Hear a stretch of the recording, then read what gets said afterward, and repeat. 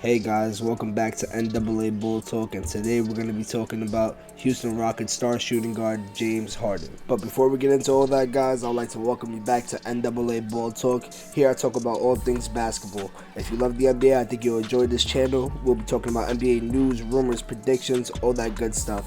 If you enjoyed this video, like and subscribe to become a member of N.A.A. Bull Talk. It goes a long way towards growing the channel, and I hope you guys enjoy these videos as much as I enjoy making them for you. Now back to the video.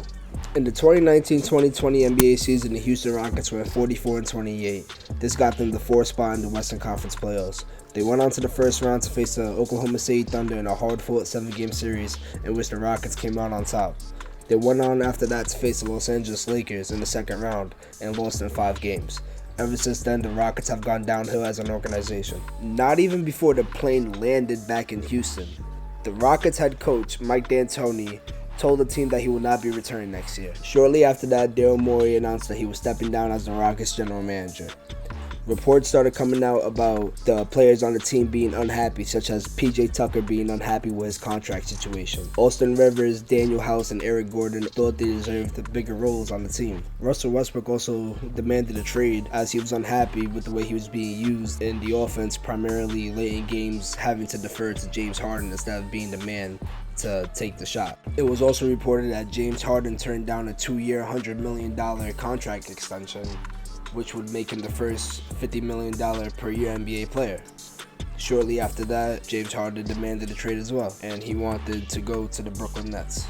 So with both stars in Houston demanding trades, it seemed like the Rockets should go into a rebuild. However, the moves they made this offseason didn't reflect that. They took gambles on players like DeMarcus Cousins and trading for John Wall, and it seems like they want to still compete and they want to go all out for a championship. Even though I don't believe this roster is constructed well enough to be a title contender, I think they could be a middle-of-the-pack team in the playoffs in the Western Conference for sure. But that doesn't seem to be good enough for James Harden. James Harden wants a championship. Clearly, he's getting into his 30s. He knows time is running out for him, so he's demanded a trade to the Nets. As recently as this morning, Woj tweeted that James Harden was reportedly open to going to the Philadelphia 76ers or any other title contender, really. So it doesn't seem that James Harden is trying to force a trade to the Nets per se. He just really wants to get out of Houston. And he made that pretty clear by not showing up on time to training camp. He clearly doesn't care about the Rockets, and he wants to let it be known that he's done there. I think it's pretty obvious that the clock for James Harden in Houston is ticking. He's on the way out. I actually think the longer the Rockets hold on to James Harden, it's going to be harder to move him because he's not really giving the team any leverage. Everybody in the NBA knows he wants to be in Brooklyn, he wants to be in Philadelphia, so other teams aren't going to bid for James Harden when they know where he wants to be already. And as I look back on James Harden's tenure in Houston, I pose the question, is James Harden the problem on the Rockets? And I only say this because as you look back, you see James Harden has played with all-stars such as Dwight Howard, Chris Paul, and Russell Westbrook. And these aren't just borderline all-stars, these are all NBA caliber players at their time. And each situation, each superstar team up with James Harden has ended poorly.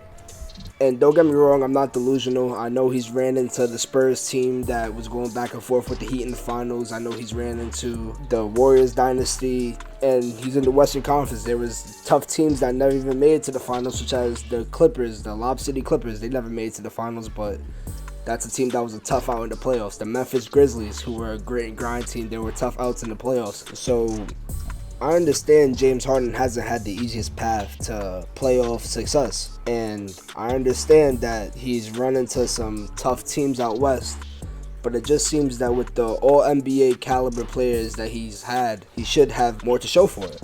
And a big part of that falls on James Harden and his lack of production in the postseason. While James Harden is great during the regular season, he's a top 3 to 4 player during the regular season every year. In the playoffs, it seems like he falls to the top 5 to 7 player. And if you watch James Harden long enough, you're used to it. You know this is what you're getting out of him. And I don't believe that he can carry this Rockets team in the postseason to a championship. I don't think he's that type of guy. So if I'm the Houston Rockets, I'm looking at James Harden, and it's pretty obvious this guy doesn't want to be here. Now you guys start shopping him and see what can you get for James Harden. And regardless of what people say, James Harden is a great player. You're going to get a good return for him wherever you trade him.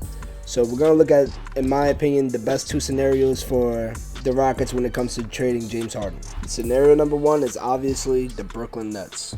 The most realistic trade offer that I could think of coming from Brooklyn would be to acquire James Harden in exchange for Spencer Dinwiddie, Caris LeVert, Jared Allen, Taurean Prince, and at least 2 first-round picks. Some people might think Brooklyn is giving up a lot here.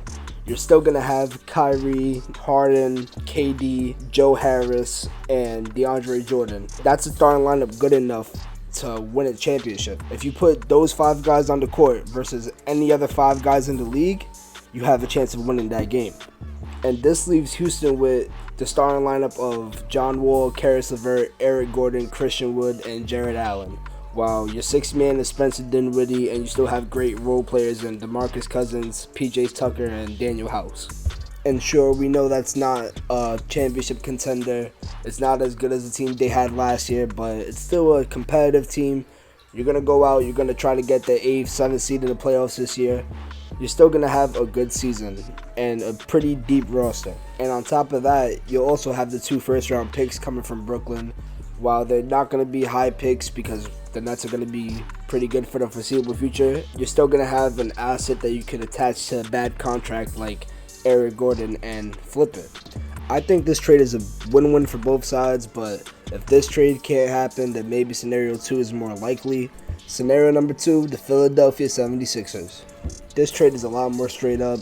Philadelphia will be sending Ben Simmons and maybe a protected first and a couple of seconds for James Harden.